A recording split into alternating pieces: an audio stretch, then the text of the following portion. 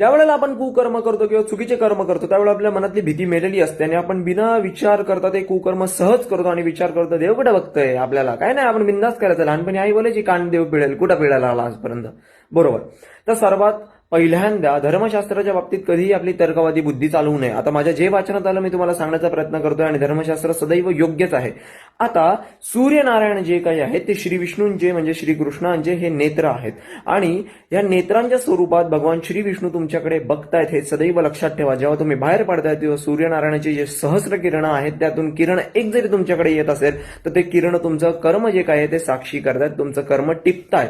आणि त्याच्यानंतर घरात आल्यानंतर जेव्हा तुमचा एखादा दिवा असेल बघा, तो विजल्यानंतर बघा त्याचा जो काही सुगंध असतो, विशिष्ट सुगंध, तो दिवा विजल्यानंतर पूर्ण घरामध्ये पसरतो. तुम्ही आतल्या रूम मध्ये बसा नाही तर बाहेरच्या रूम मध्ये बसा, सगळीकडे पसरतो.